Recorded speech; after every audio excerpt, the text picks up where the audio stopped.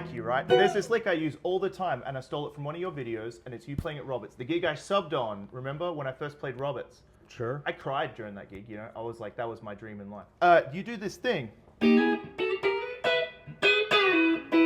Yeah. It's a pedal steel lick, but you were doing all this, your second take through, and man, I was playing better on those earlier jams we did. But you did all this kind of... Yeah, the big thing. What are you doing? What is that? If you want to, I call them kind of like triple note G bender thing. So the big But you thing don't own on a bender at all, do you? I don't have a bender, so there's no glazer or any fancy bender on this. I figure you have. Shout out Forrest Lee. He's always commenting on my stuff. It's nice to see. Yeah, that's great. Basically, kind of what I'm thinking about that is like different ways that you can kind of make a chord, kind of like what a pedal steel is. First and foremost, folks, if you're gonna comp all these like all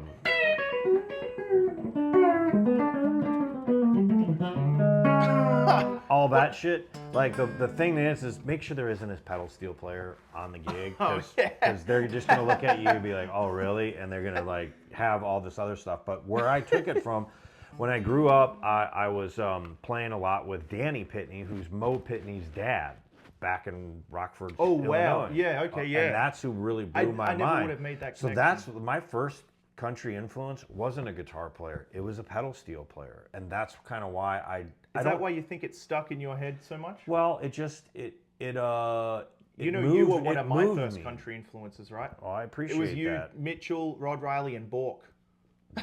all great players except for me. No, come on. But so the big takeaway on that is like what pedal steel can do is they can play these chords and then they're raising certain notes. Well, on guitar we can only do that basically on the B and the G string. So if you're coming up with like licks like that, let's work on just two little things that'll make your chordal ideas sound cool with a bend. And okay, so this one, let's say that let's use what we just played. So we're in E. Let's go over the chords. E, yep.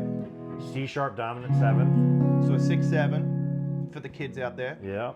2, 2/7, F sharp 7. And here's the way I hear this song. I hear it as a 4 major 7. That makes sense with the melody.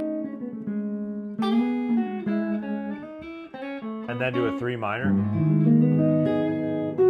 Okay, here's the 5 chord. And people don't realize how close the 3 right there, you can do that shape and voice lead right there. People don't realize you can play this whole song in one space, essentially.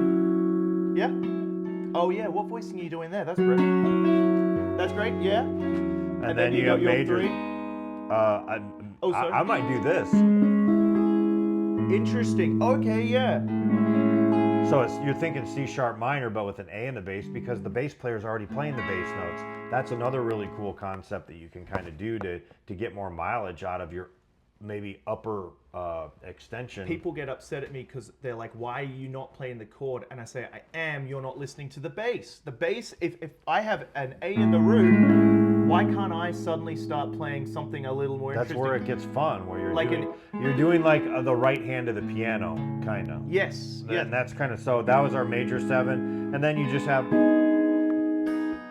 sharp minor, and then B set. Ah, so that's the dominant 7, the flat 7 up top. So let's take that dominant 7th Sure. and let's make it a little bit funkier. And I'll show you a couple different ways that you can do that, specifically with bends, just because there's a lot of concepts out there, and without throwing the kitchen sink at you, how can we do that? Well, first and foremost, there are a couple areas on the guitar. So keep in mind, we're thinking B7. Okay, we're thinking of a B7.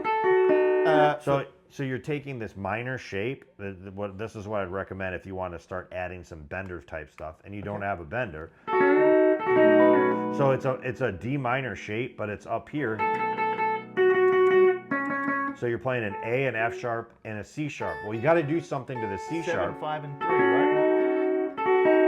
Oh, 7, 5, and 2. 2 goes up to 3. Flat 7, 5, 2.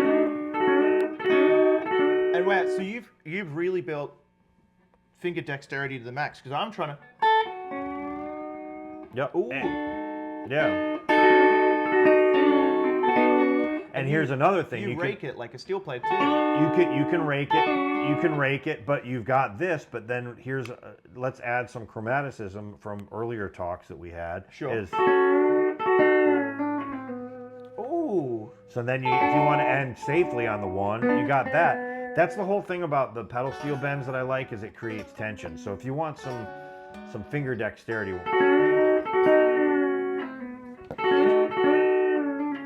So you're playing that slowly, it's going to look like... It's a minor chord shape.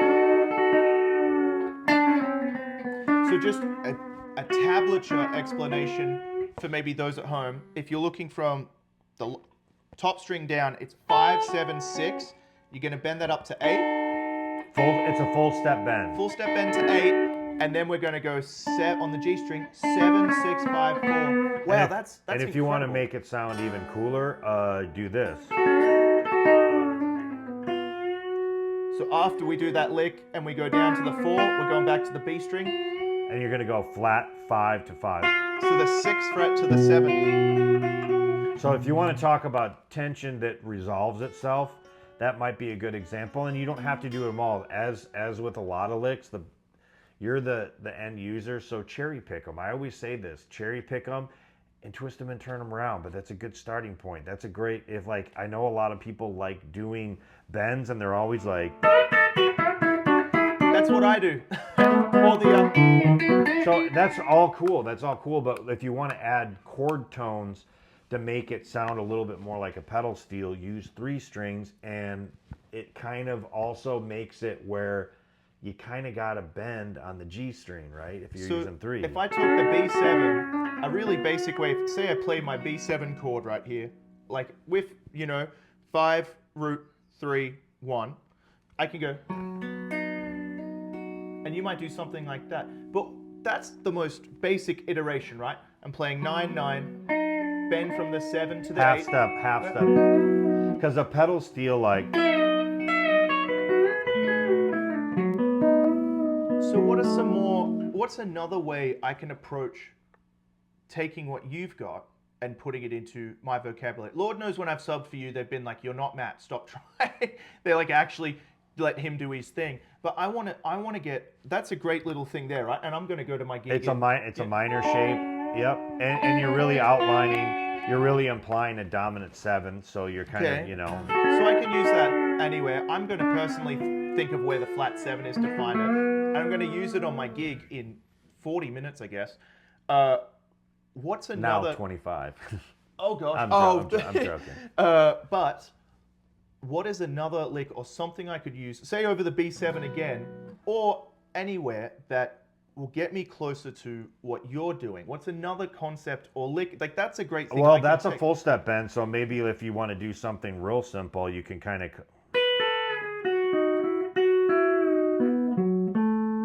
So what is... So this one right here is like kind of using this shape. It's a half step bend. Let's just take a look at the back end of it, because this was kind of like what I was getting at. Sure. So that's a 3-note voicing.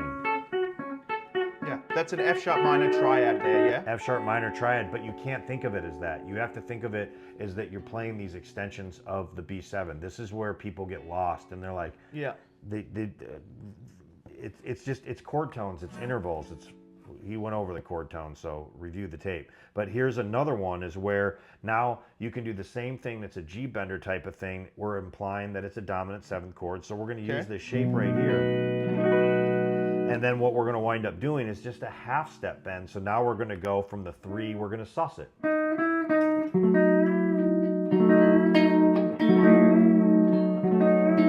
But see, if when you start adding these chord tones...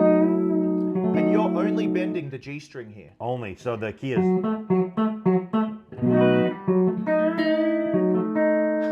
So this, if I'm looking at a B7 shape, all I'm doing is I'm playing my B7, but I'm focusing on strings A, D, and G, and I'm going 9, 7, 8. For the tablature guys at home, which would be your F sharp, your A, and then your E flat, and you're bending that E flat up to an E, or 8 to 9. I definitely think of it as a D sharp, though. A D sharp, and well, harmonic. yes, and harmonically in the key. I have this issue where I always think in flats for some reason, no matter what. That's fine. A lot of piano players do, but us guitar players think in sharps, and especially when you're in the key of E. If you were to take a look at not just tab, but the transcription on manuscript, it's going to be a 4 sharp deal. Correct. So Yep. your D note is sharp, your E note is not flat. Right. That's a bad way my brain thinks is also spending years staring at horn transcriptions and writing horn transcriptions. That makes total sense. It's all flats until it's an accidental, and then we'll talk sharps. But in my head, everything's flat. So that's, if I'm looking at this, right? Yeah, my world gets wrecked when it's flats. It messes with me a little bit. Sharps mess me up. So if I'm looking at that, what I'm playing over a B7, would you mind playing that B7 for me? So, oh, that's tough. It's tough because that's finger independence to the max. Yeah, and that's the whole why I wanted to put this stuff in here is it's a challenge, because I think a lot of the other stuff, if I were to, I already played a couple of the kind of vanilla 101 bends, right. So, and those are mostly B bender, but if you do want to sound a little bit, it just sounds fuller. It's like the first time when you play a double stop, you're like, holy crap, it sounds like I'm harmonizing with myself. Well, now what you're doing is you're comping with yourself, and then you're manipulating a note, just like what a steel is. Let's do one more and we'll call it a day on this stuff. I actually want to ask you about a specific lick I stole from you, because I have you in front of me, so why not? I saw you play this lick once, and I watched it, and then later you posted it online, but I watched it and thought, I need that, whatever that is. You're playing over an E, and you go, and I was just wondering where that idea came from over an E. I know what it is, but I'm wondering how. See, you've got it so neat and beautiful, and I know what it is you're playing over an E, and if that's your one, you're playing an E triad, and then you're playing E, E flat, D. So 1, 7, major 7, major 7, or just 7, flat 7, and then you're taking this shape, which is now dominant the flat 7 of the 4 chord, the A, and sliding it up to A. Okay, yeah, you can do that as well. How are you thinking about something like that in the moment? Because it was such a beautiful, it was just the start, it was a...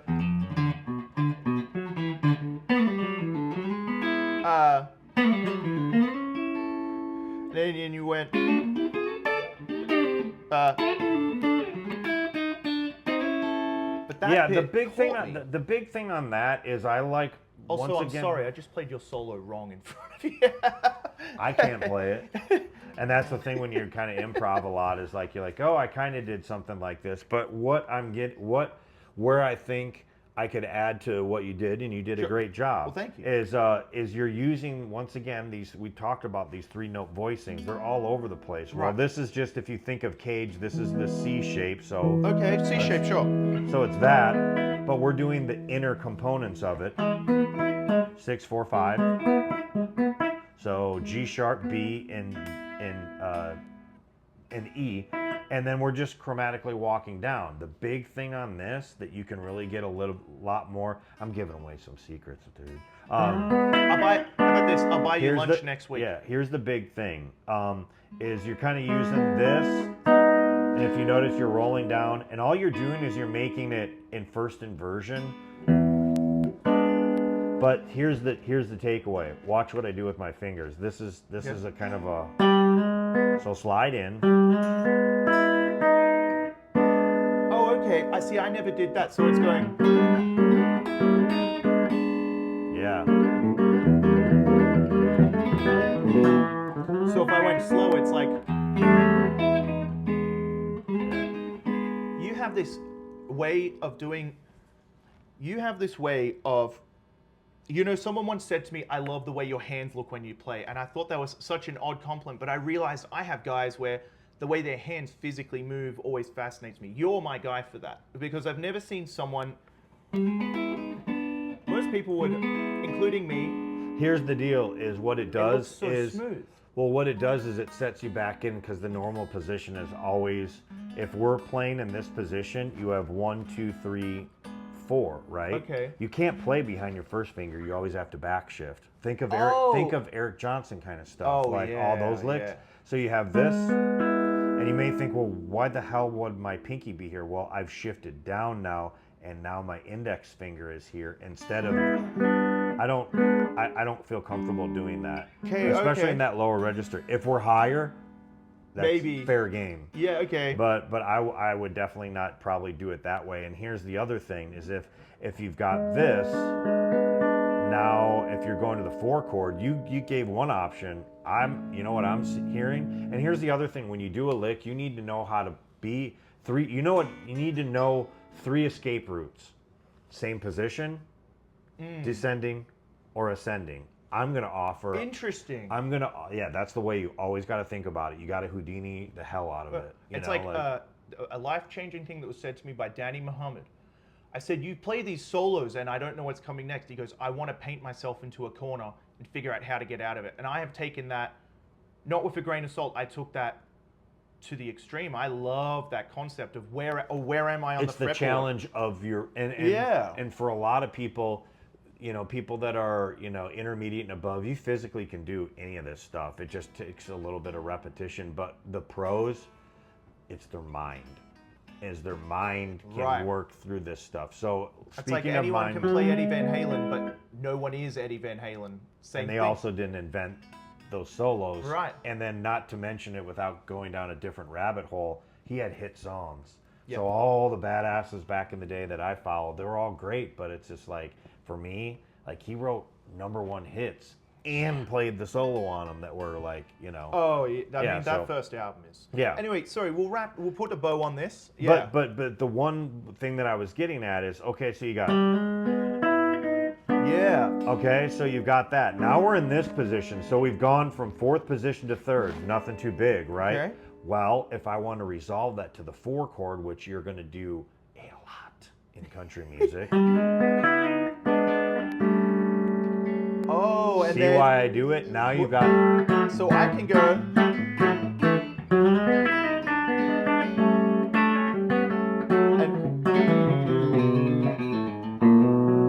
And then so you check this out.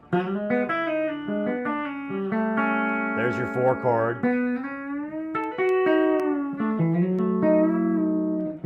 Oh man. So let's So that's a 1, 4, 5, like little turnaround. Let's play a couple choruses on Folsom to end it out, because it's an E, so you can use, maybe can you show us that lick in context then? I'll see. We'll see. So 1, 2. Oh, by the way, thank you for doing this with me. I've always wanted to sit down. Well, we have a bit. We've talked on the phone, but this is an honor. So thank you. Yeah, thanks for having me. I appreciate it. I hope billions and billions of people watch it. 1, 2, 1, 2, 3. Oh.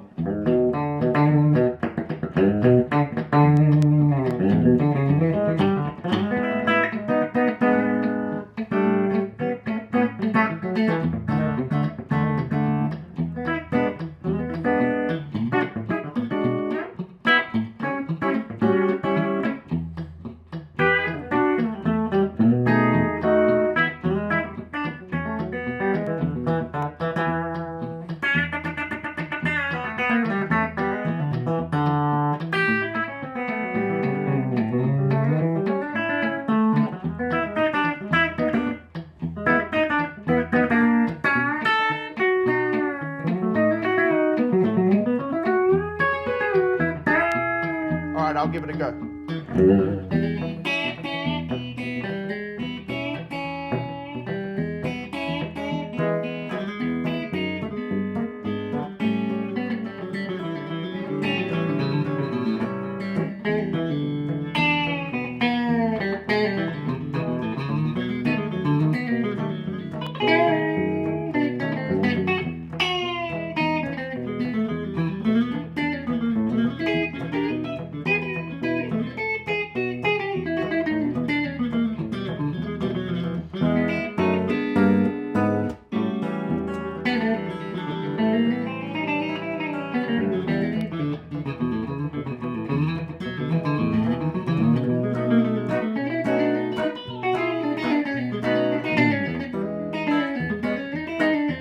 out there.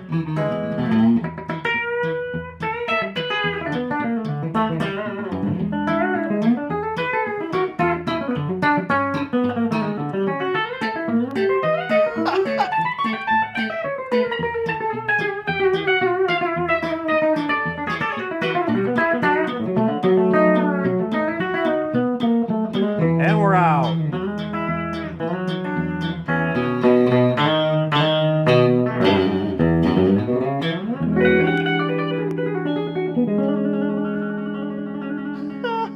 Ridiculous. Thanks, Matt. Thank you, man.